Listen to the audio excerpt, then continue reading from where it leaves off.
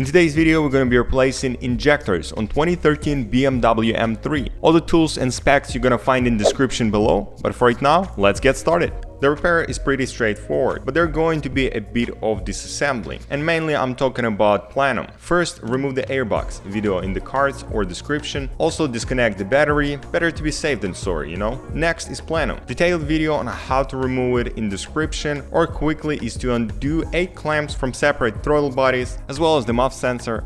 Press the metal clip and pull the connector down. One line is at the front and another line at the back. Twist the side and pull it down. I usually get a little struggle with those lines since they sit in pretty tight in there. After we did all of that, just wiggle the plenum and pull it up. Third step is to plug 8 separate throttle bodies, just to make sure that any debris not gonna get to the valves and eventually into the cylinder. Otherwise, that can happen. For more on this topic, check the video in the cards right here. From this perspective, we can see throttle actuator, ventilation valve, secondary air pump, water pump, and thermostat, and that about it. Oh, and of course, injector rail. At this step, we want to prepare for disassembling. I use carburetor cleaner to clean around the injectors in combination with compressed air, and voila. Note, make sure the battery is disconnected. Next is to undo 4 connectors on each side by pressing on metal spring, and then undo 2 E30 bolts for removing rail.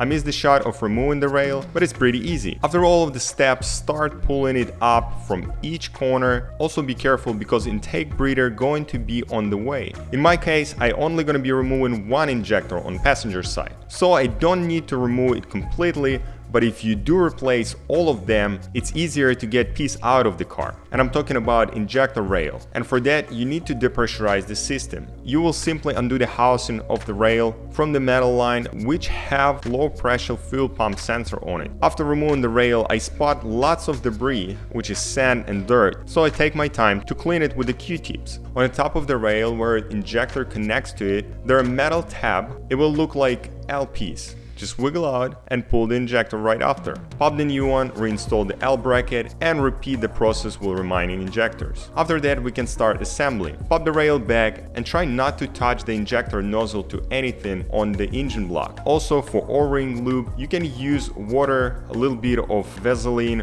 1, 2, 3, and 4. After you're done with connectors and 2 screws, we can start aligning the throttle body bolts and clamps. The clamps have guides, but you want to make sure that they're sitting on the right spot. Also, the orienteer is on injector rail. Those 4 dents on each rail, they are pretty much the guides. Gently lay the plenum on rubber boots, then reconnect 2 lines, one at the back driver's side corner and one at the front. Now we can align throttle body inputs and then put some pressure on the top of the plenum. I prefer using the corners of the plenum because they're more reinforced. Last step is type 8 clamps, reconnect airbox, and close the hood.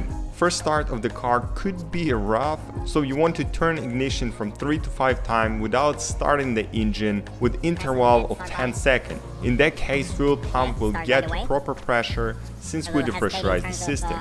Subscribe, like, share, and I'll see you in the next one.